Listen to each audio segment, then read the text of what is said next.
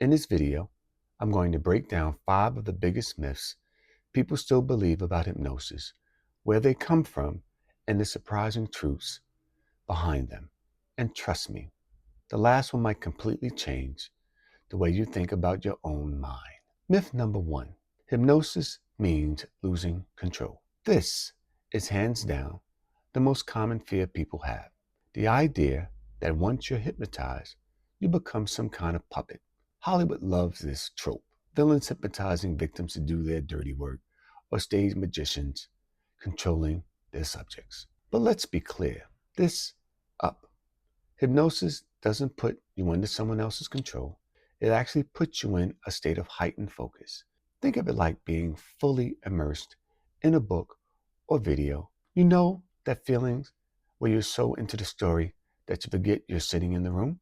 That's basically a hypnotic state. You're not out of control. You're just deeply, deeply, deeply focused. In fact, people in hypnosis are often most aware of their inner experience, not less. If someone suggested you do something you didn't agree with, you wouldn't do it, period. You snap right out of it. So instead of thinking of hypnosis as losing control, think of it as gaining a kind of mentally clarity that lets you focus on one thing really deeply. Quick question for you. Have you ever been so absorbed in a movie that you jumped at a sudden scare, even though you knew it was just a film?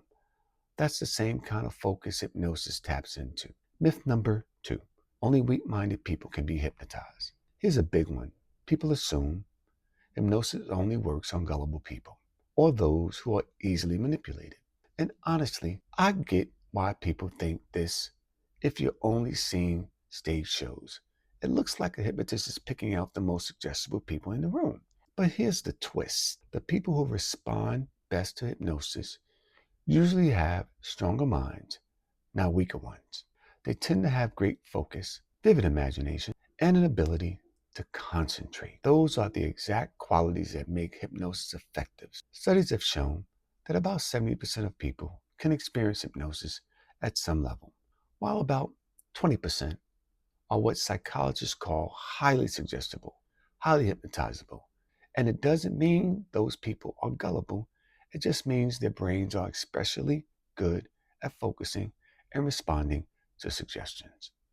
Think about professional athletes. Many of them use hypnosis or self-hypnosis for performance because they can lock in their focus like laser beams. That's strength, not weakness. For example, Tiger Woods has talked about using hypnosis to sharpen his focus on the golf course, not because he's weak-minded, but because he's incredibly disciplined.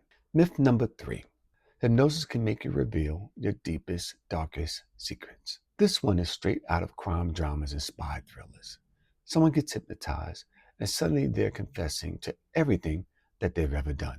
Sounds dramatic, but it is not how hypnosis works. Here's the truth, ladies and gentlemen. Hypnosis can't force you to say something, say anything you don't want to say. You're always in control of your words. Yes, hypnosis can help you relax, which might make it easier to access memories or talk openly. But if you don't want to say something you simply don't want to say, it's like talking to a friendly when you are really relaxed. You might open up more. You're still choosing what to share. Hypnosis doesn't magically bypass your morals, your ethics, or your free will. There have even been court cases where lawyers try to use hypnosis to unlock hidden memories from witnesses. But it's so unreliable that most courts don't accept it as a solid evidence. So no, hypnosis is not a truth serum. Myth number 4, hypnosis is not entertainment. Okay, let's talk about it for a second. Stage hypnosis. If you've ever been to a comedy hypnosis show, you've probably seen hypnotists make people dance, bark like dogs, or even forget their own names. And it is hilarious. But here's the catch. Stage hypnosis only shows the entertaining side, not the real depth of hypnosis. In reality, hypnosis is used for so much more. Therapy, it helps people manage anxiety, overcome phobias, and break bad habits. Medical procedures. Hypnosis has been used to reduce pain, even during surgery and to help people with chronic conditions, personal growth, things like stress, building confidence, or improving sleep. There's a famous case where hypnosis was used in dentistry so a patient could have work done without anesthesia. Ladies and gentlemen, the brain's ability to focus and reinterpret sensations under hypnosis is that powerful. So yes, hypnosis can be entertaining, but dismissing it as only entertainment ignores decades of scientific research and real world applications. Myth number 5: hypnosis can make you do anything. This last one might be the scariest myth, and is why so many people are skeptical. They think if I get hypnotized, someone can make me rob a bank or do something totally against my morals. Not true. But hypnosis doesn't work that way. It's a cooperative process. If a hypnotist gave you a suggestion that clashed with your values, you reject it immediately. You wake up, laugh it off, or just stop participating. Think about it like this: hypnosis is like a dance. The hypnotist leads, but you choose to follow.